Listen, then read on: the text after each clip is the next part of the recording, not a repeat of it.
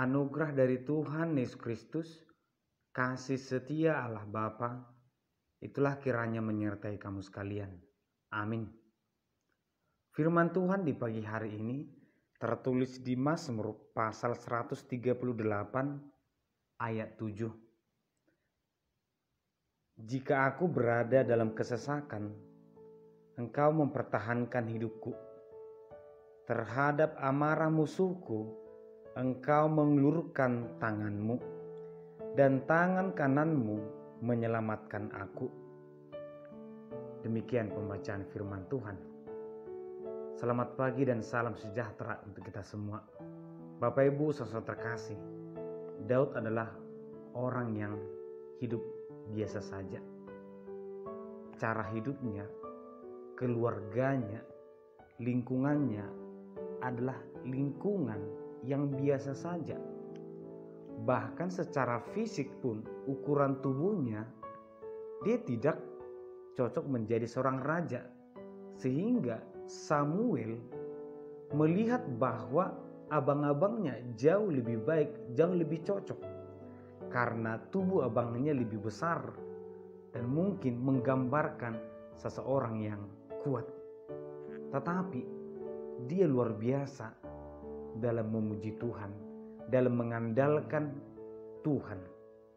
Tidak ada yang kurang dalam imannya, tidak ada yang kurang dalam kesetiaannya kepada Tuhan.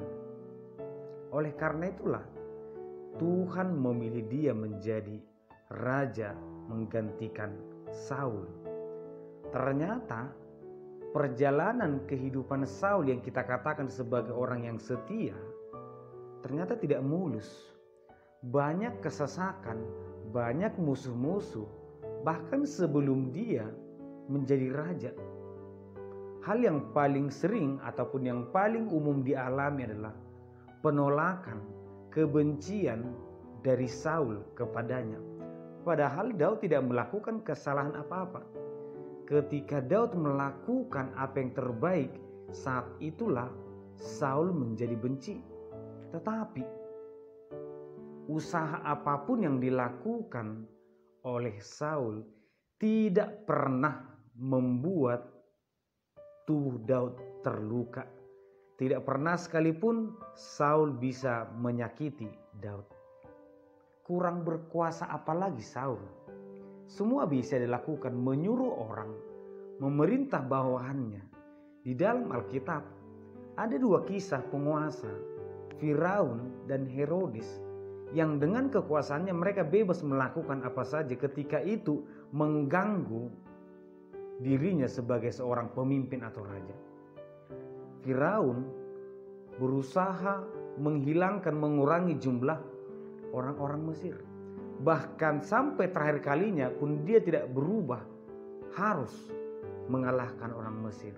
Herodes juga demikian, ketika raja yang baru muncul berusaha untuk menghilangkan raja-raja yang baru dengan membunuh anak-anak kecil. Sama dengan Musa. Demikianlah kurang hebat apalagi Saul untuk mengalahkan Daud. Tetapi ketika Tuhan menolong, menyertai Daud, maka kemenangan, maka keselamatan ada bersama Daud. Demikianlah Daud mengatakan, dalam kesesakan Engkau mempertahankan hidupku. Tuhanlah yang menolong Daud, bukan karena kekuatannya, bukan karena kepintarannya. Ketika Saul melemparkan tombak kepada Daud, Tuhanlah yang menolong sehingga dia selamat. Ketika dalam pengejaran, Tuhanlah yang mengulurkan tangannya, tangan kanannya, sehingga Daud selamat. Bapak Ibu saudara terkasih, sungguh indah perjalanan kehidupan Daud. Di awal dan di akhir hidupnya dia memuji Tuhan, dan kehidupannya pun penuh dengan kebaikan. Meskipun ketika masa dewasanya ada hal yang kurang, namun dia sebagai orang yang diberkati Tuhan dan dia sebagai orang yang memuji Tuhan, itu tidak berubah. Kita menginginkan kehidupan kita seperti Daud terberkati, Tuhan mengulurkan, Tuhan menolong, dalam kesesakan Tuhan menyertai, dalam persoalan Tuhan mengulurkan tangannya.